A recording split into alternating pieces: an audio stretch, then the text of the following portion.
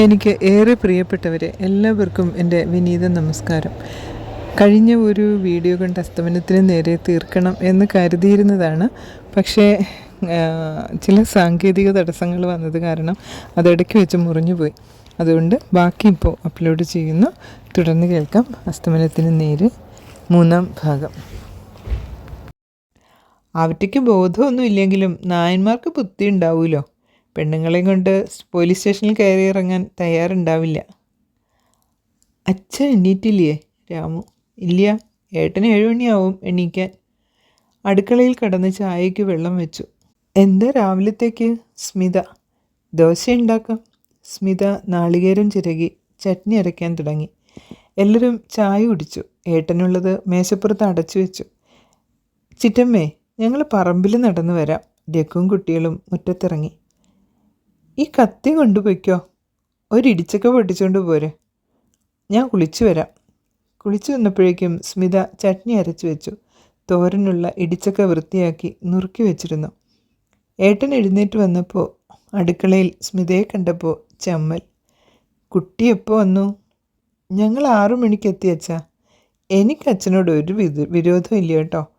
എൻ്റെ അച്ഛനുണ്ടായിരുന്നെങ്കിലും ഇങ്ങനെയൊക്കെ ആയേനെ വയസ്സുകാലത്ത്. ഞാൻ നിങ്ങളെയൊക്കെ മനസ്സിലാക്കിയില്ല. ഓമനയും ശോഭനയും വരുമ്പോൾ ഈ സ്നേഹമൊന്നും കാണിക്കണ്ട.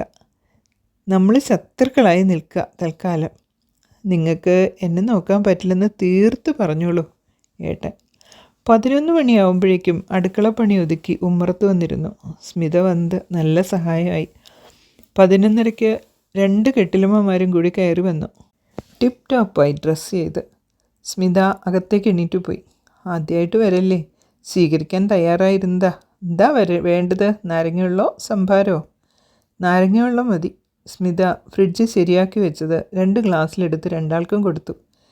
വീടൊന്നും കണ്ടിട്ടില്ലല്ലോ, നിങ്ങളുടെ ചിറ്റമ്മയുടെ പൊറുതിയൊന്ന് കാണണ്ടേ? രാമു വന്നിട്ടില്ലേ? ഉവ്വ്, അവൻ ശ്രദ്ധിച്ചെറിയുമ്മേ കാണാൻ പോയതാ, അപ്പോൾ വരും.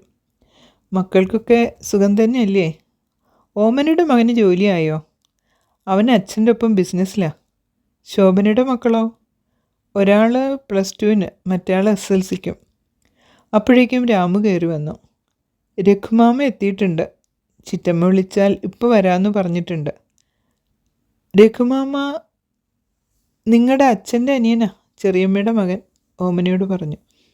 സ്മിത ഇല തുടച്ച് വൃത്തിയാക്കി മേശപ്പുറത്ത് കൊണ്ടുവച്ചു. ചുക്കുവെള്ളത്തിൻ്റെ ജഗും ഗ്ലാസുകളും കൊണ്ടുവച്ചു. കൊണ്ടാട്ടം വറുത്തു വെച്ച പാത്രം, അച്ചാറിൻ്റെ കുപ്പി, തൈര് ഒക്കെ മേശപ്പുറത്ത് നിരത്തി. എല്ലാവരും ഉണ്ണാനിരിക്കൂ. ഏട്ടനും മക്കളും 2 കൊച്ചുമക്കളും ഇരുന്നു. സ്മിത അടുക്കളയിലേക്ക് കയറി ചോറും കറികളും പകർന്നു തന്നു. വിളമ്പാൻ വന്നില്ല. എല്ലാവരും സുഖമായി ഭക്ഷണം കഴിച്ചു. പായസവും വിളമ്പി. അവർ ഊണ് കഴിഞ്ഞ് എണീറ്റ് പോയപ്പോൾ സ്മിതയും ഞാനും കൂടിയിരുന്നുണ്ടു. ചിറ്റമ്മയുടെ അച്ചാർ ഏത് ബ്രാൻഡാ? ഓമന. നല്ല ടേസ്റ്റ്, കറികളും ഒക്കെ നല്ല കൈപ്പുണ്യം. ഓമന. അച്ചാർ സ്മിത ബ്രാൻഡാണ്. സ്മിത വരുമ്പോൾ എന്നും കൊണ്ടുവരും. ഇന്നത്തെ കറികളുടെ ക്രെഡിറ്റ് സ്മിതയ്ക്കാ. ഞാൻ ചോറും പായസവും മാത്രമേ ഉണ്ടാക്കിയിട്ടുള്ളൂ. കേട്ടതും പെണ്ണുങ്ങളുടെ മുഖം വിവരണമായി. പാത്രങ്ങളൊക്കെ ഒതുക്കി വെച്ചു. എല്ലാവരും തളത്തിലൊത്തുകൂടി. സ്മിത മക്കളെ കൂട്ടി അകത്തേക്ക് പോയി. ഇനി അച്ഛൻ്റെ കാര്യം മക്കളൊക്കെ തീരുമാനിച്ചോളൂ, ഞാൻ കൈയടിച്ച് പാസ്സാക്കാം. ഇതുവരെ മക്കൾ തീരുമാനിച്ചതനുസരിച്ച് ഞാൻ ജീവിച്ചു. ഇനി എനിക്കെൻ്റെ ഇഷ്ടം പോലെ ജീവിക്കണം. 5 കൊല്ലമായി ഞാൻ രാമുവിൻ്റെ കൂടെ. ഇനി ഒറ്റയ്ക്ക് താമസിക്കാനാ തീരുമാനം. ഓമന എൻ്റെ പൈസയുടെ കാര്യം എന്തു പറയുന്നു? അച്ഛാ, മോഡിയുടെ നോട്ട് നിരോധനം കാരണം ഏട്ടൻ്റെ ബിസിനസ് ഡള്ള. കുറച്ച് സമയം തരണം. 5 കൊല്ലം മുമ്പ് 40 ലക്ഷം രൂപയ്ക്ക് എൻ്റെ മുതലും വിറ്റുകൊണ്ട് പോയതാ 3 പേരും. മാസം 5000 രൂപ വീതം ചെലവിന് തരണം. എൻ്റെ സമ്പത്ത് ഞാൻ നിങ്ങൾക്ക് തന്നുല്ലോ. പിന്നെ ഓമന 10 ദിവസത്തിനകം കാശ് തന്നില്ലെങ്കിൽ ഞാൻ പോലീസ് സ്റ്റേഷനിൽ പോകും. അച്ഛൻ്റെ ഫ്ലാറ്റ് വിറ്റാൽ ഇപ്പോൾ ഒരു 30 ലക്ഷം കിട്ടൂലേ? 10 ലക്ഷം എനിക്ക് തന്ന ഒരു മുറി കൂടി എടുത്ത് അച്ഛനെ ഞാൻ നോക്കിക്കൊള്ളാം. ശോഭന. മോളെ, ഇനി നിങ്ങളാരും എന്നെ നോക്കണ്ട. ഇത്രയും കാശ് കൊണ്ടുപോയിട്ട് ഒരാഴ്ച നിങ്ങളുടെ വീടുകളിൽ എന്നെ താമസിപ്പിച്ചില്ല. വല്ലപ്പോഴും 10 രൂപയുടെ കപ്പലണ്ടി മിഠായിയെങ്കിലും വാങ്ങി അച്ഛനെ കാണാൻ വന്നിട്ടില്ല. എല്ലാവരുടെ സ്നേഹവും അനുഭവിച്ച് മതിയായി. രഘുവിനോട് എഗ്രിമെൻ്റ് സ്റ്റാമ്പ് പേപ്പറിൽ ഉണ്ടാക്കി കൊണ്ടുവരാൻ പറഞ്ഞിട്ടുണ്ട്. ആർക്കെങ്കിലും അഭിപ്രായ വ്യത്യാസം ഉണ്ടെങ്കിൽ ഇപ്പോൾ പറയണം. ഞാൻ പോലീസ് സ്റ്റേഷനിൽ പോയിക്കൊള്ളാം. ഞാൻ തരാൻ തയ്യാറാണ്. എഗ്രിമെൻ്റ് ഒപ്പിട്ട് തരാം. ഏട്ടനോട് ചോദിക്കാണ്ട് എങ്ങനെയാ? ഓമന: ഞാൻ 2 ദിവസം മുമ്പ് 2 പേരോടും കാര്യങ്ങൾ പറഞ്ഞതാ. ഇപ്പോൾ അത് തീരുമാനമായില്ലെങ്കിൽ എൻ്റെ അമ്മയാണ് സത്യം. നമുക്ക് പോലീസ് സ്റ്റേഷനും കോടതിയും കയറി ഇറങ്ങാം.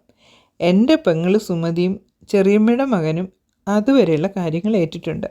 അച്ഛന് വയസ്സായി, ഒന്നിനും കൂട്ടിയാൽ കൂടില്ല എന്ന് എൻ്റെ മക്കൾ കരുതണ്ട. ഓമനയും ശോഭനയും ഫോണും കൊണ്ട് മുറ്റത്തിറങ്ങി. അല്പം കഴിഞ്ഞ് കയറി വന്നു. ഒരച്ഛനും ഇങ്ങനെ മക്കളോട് കണക്ക് പറഞ്ഞിട്ടുണ്ടാവില്ല ഓമന. ഒരു മക്കളും ഇങ്ങനെ അച്ഛൻ്റെ കയ്യിലുള്ളത് തട്ടിയെടുത്ത് അച്ഛനെ വഴിയാധാരമാക്കിയിട്ടുണ്ടാവില്ല. ഏട്ടൻ്റെ മറുപടി കുറിക്കുകൊണ്ടു. സുമതി, രഘുവിനെ വിളിച്ചോ? ഫോൺ എടുത്ത് രഘുവിനെ വിളിച്ചു. 5 മിനിറ്റിനുള്ളിൽ രഘു കടലാസുമായി വന്നു. സ്റ്റാമ്പ് പേപ്പറിൽ 3 പേരെ കൊണ്ടും ഒപ്പിടിയിച്ചു. ഉർവശി ശാപം ഉപകാരം. മക്കളെ അപ്പിടിച്ച് ചവിതിപ്പിച്ച് കുളിപ്പിച്ച് ഭക്ഷണം കൊടുത്ത് യൂണിഫോം തിരുമ്പി തേച്ച് പൗഡർ ഇടിയിച്ച് മുടി പിന്നിക്കെട്ടി സ്കൂളിൽ അയച്ചൊരു കാലം ഉണ്ടായിരുന്നു 40 കൊല്ലം മുമ്പ് ചിറ്റമ്മയ്ക്ക്. രാമു മാത്രം അത് മറന്നില്ല.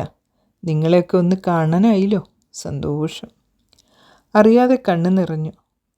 ഓമന ഓട്ടോറിക്ഷക്കാരനെ വിളിച്ചു. 1/2 മണിക്കൂറിനുള്ളിൽ അയാൾ വന്നു. 2 പേരും മുഖം കനപ്പിച്ചാണെങ്കിലും എഴുന്നേറ്റു. അടുത്ത ഞായറാഴ്ച ഫ്ലാറ്റിൽ കാണാം. ഇതുപോലെ ഉണ്ണാൻ പാകത്തിന് വരൂ. നാളെ ഞങ്ങൾ മാറും അങ്ങോട്ട്. അച്ഛൻ്റെ കാര്യത്തിൽ തീരുമാനമാക്കി മക്കളിറങ്ങി. ഈശ്വരൻ്റെ തീരുമാനം എന്താണാവോ? പ്രിയരെ, ഈ ചെറിയ നോവലേറ്റ് ഇവിടെ അവസാനിക്കുന്നു. നിങ്ങൾക്കും തോന്നുന്നില്ലേ ഇതുപോലെ ആരൊക്കെയോ ഇല്ലേ നമ്മുടെ കൂട്ടത്തിൽ, നമ്മുടെ അടുത്ത്? ഇനിയും ഹൃദയസ്പർശിയായ കഥകളുമായി വരാൻ ശ്രമിക്കും.